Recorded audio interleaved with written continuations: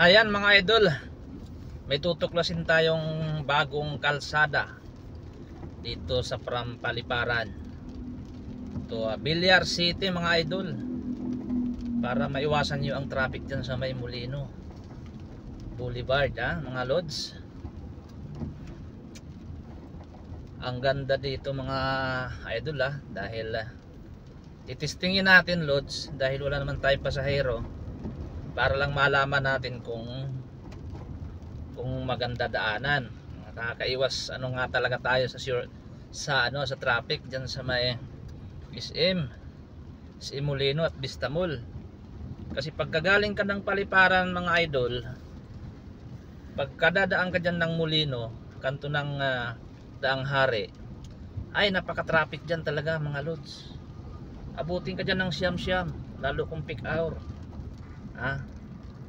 Kaya kung magagaling ka na lang dito mga lods, para sa ating mga motorista dyan, tips ko lang kung galing ka dito sa may Dasmariñas, dito ka na dumaan sa may Villar City na bagong bukas, mga 3 weeks ago binuksan yan. Dahil ngayon lang din tayo dadaan dito, tingnan nyo mga idol yung ating yung ating kalsada rito, ang likod na aking video. Ito mga lods, dito lang nagsisimula sa may Molino Paliparan Road. Ayan, ito mga idol, ito ang simula. Kaya ang ganda ng kalsada rito, bagong bago, hindi pa mapapadaanan. Oo, ayan sang diretsong diretso mga lods, para sa ating mga motorista dyan na makakapanood or sa mga espesyalist, sa mga Grab driver na katulad ko, mga driver dyan kung galing kayo ng Dasmariñas or Paliparan, ito ang magandang daan. Sana na to, i-open to the public itong kalsada na to mga idol. Kasi malaking tulong talaga dahil sa crowded na yung Daang Hari, kanto ng Molino. Sa sobrang traffic, ito yung pinaka the best way na mabilis ka makarating dyan sa may Ibia Mall.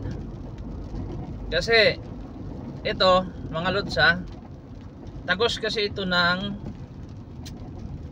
Ibia Mall, Daang Hari to Daang Reyna. So kung papunta ka ng San Pedro, ang tagos mo rito dito na sa may circle ng Daang Reyna, yung papunta ng San Pedro, or sa Bilibid, South Bell. Yan, pinakadabis dumaan mga idol dito, lalo na yung papuntang Maynila. Kung manggagaling ka rito sa may mga idol, dito sa may Paliparan, Dasma, yan, dito ka na dumaan kung padadaanin naman. Pero ang alam ko dito, siguro hindi lang natin may tatanong sa mga gwardiyan kung ang operation dito kung 24 hour, baka sa palagay ko sinasarado to sa gabi kasi wala pang kabahayan dito mga lods. Ayan talagang yan, lupa pa yan, wala pang kabahayan. Ganda ng kalsada, 3 lane,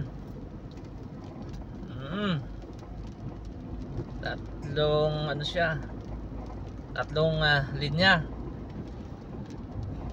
papunta sa kapabalik. Saka pa, sana i-open to the public to ni Villar, para naman masilip yung mga kanyang kalupaan din, di ba? Galing talaga to si Villar So ikutin natin to, yung palabas ng Daang Reyna at palabas ng Daang Hari, dun sa may malapit sa basta mga lods, doon yun. Panoorin nyo lang itong video para matutunan nyo, kasi ikutin ko yun para matutunan nyo rin. Kung hindi man kayo nakaraan dito sa ngayon, balang araw baka makakadaan kayo. So kung oras ng traffic dyan sa May Molino SM at Vista Mall, kung dadaan lang naman kayo, huwag na kayo dumaan doon. Kung ang uwi nyo dito sa Paliparan o sa Marinas, dito na kayo dumaan, mga idol, para iwas traffic. Hindi kayo mata-traffic pagka dito kayo dumaan. Kasi una, ano to, wala pa naman masyadong nakakaalam talaga rito eh. Ayan, yung kaliwa na yan mga idol, ito yung palabas ng Daang Hari sa may sa may palabas na yan. Basta mamaya mga lod, panoorin na lang to. Ito yung tinataha ko ngayon. Ito yung palabas ng ng Daang Reyna. Oo, papuntang Muntinlupa. Saka Ibia Mall. Ito, although alam ko na to noon, kaya lang kasi hindi ito sarado, kasi nakakaraan ako dito hanggang dyan lang sa may tulay mga lods. Noon yung mga motor, bawal pa rito motor, sinisita pa sila. Pero sana papayagan na rin.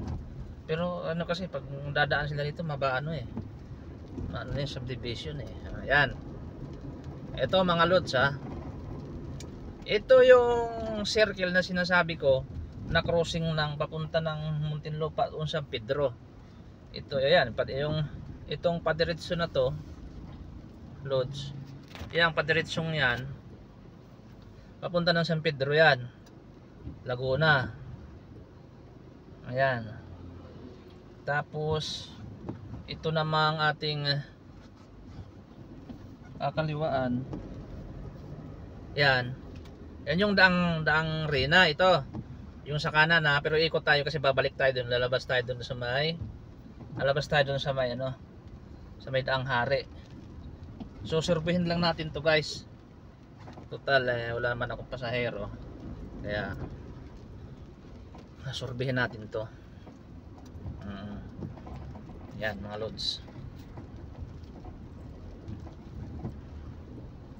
lang to, round trip lang to, trip lang talaga, trip trip lang to, trip mga lods. Yan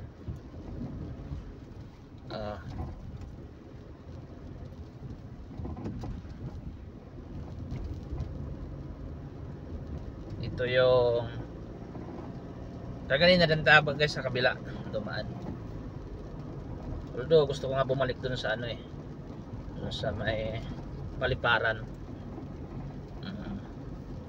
Pero titingnan kasi natin yung guys, yung palabas dito sa kabila, yung Daang Hari diretso sa may crossing ng Sikis. Kung alam niyo yung Sikis Daang Hari, ito tayo, papakanan tayo dyan sa crossing. Yan, kanan tayo dyan.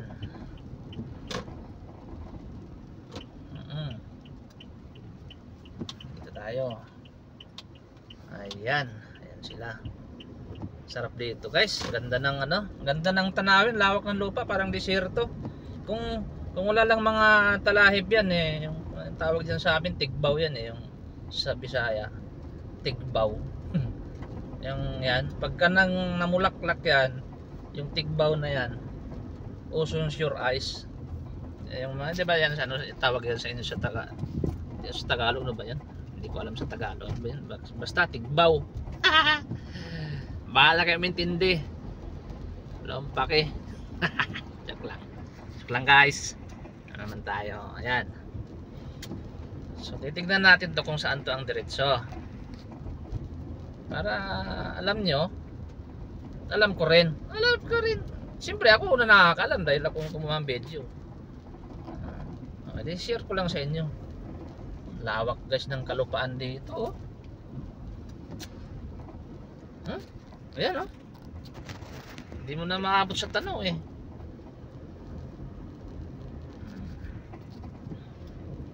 eto, bago lang itong kalsada na to, kasi napansin mo yung semento bago lang, itong dinadaanan ko, nasa gilid lang kasi ako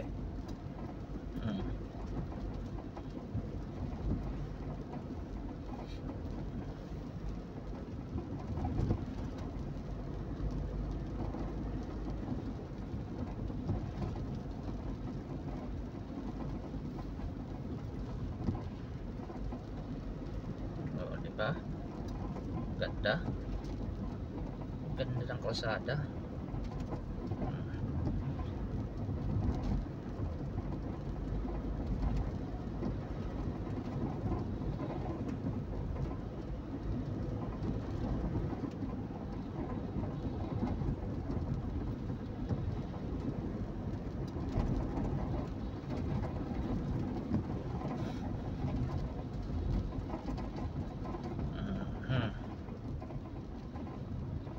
Ayan guys, daming pangalan. Villar City, 8, 9 Gs. Dami pa ditong gagawin talaga. Napakalaki ng lupa. Pero hindi mo madadala sa langit yan.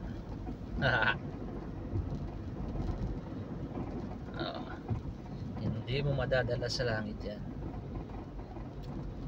O kaya tip ko lang guys ha, yung manonood nito ha, yung mga kapanood nito, kung ayaw nyo mapulahaw dyan sa Danghari Molino ha, SM Vista Mall, kung pupunta lang naman kayo ng Dasma at at Paliparan, dito na kayo guys dumaan. Oo, para kayo ma-expose nyo yung ma-explore nyo itong ma-explore nyo itong bagong kalsada rito. Hindi siguro din na itong bago, matagal na to kaya lang ilang padaanan. Ngayon baka gusto ni Villar na ibenta yung mga kalupaan niya dyan, kaya pinapadaanan na ito. Ayan guys, ang sinabi ko, ang labas ng galing doon sa Paliparan, short wala nang traffic. Ayan, Sikis. Ayan yung Sikis, andyan na. Ay, Sikis ba yan? Hindi.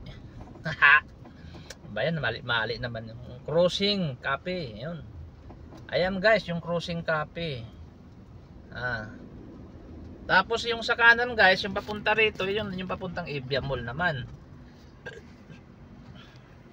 Ito naman sa kaliwa, yung papuntang Molino SM. So maiwasan nyo talaga guys yung traffic pagka dito kayo dumaan.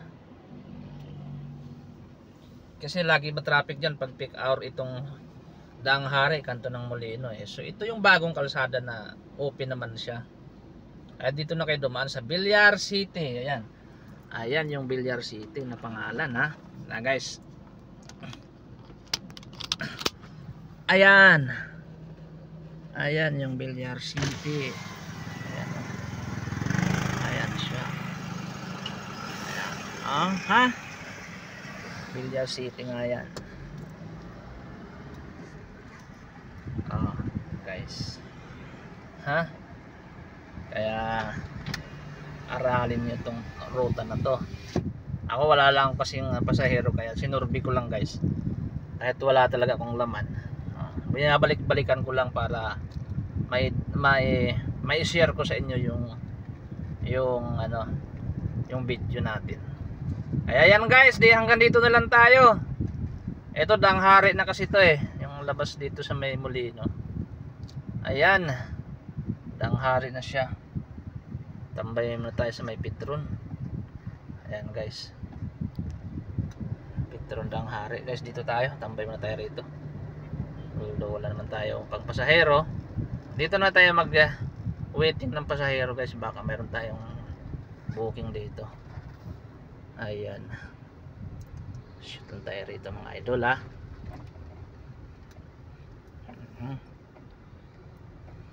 Ayan, dito tayo sa Oldie Shopwise.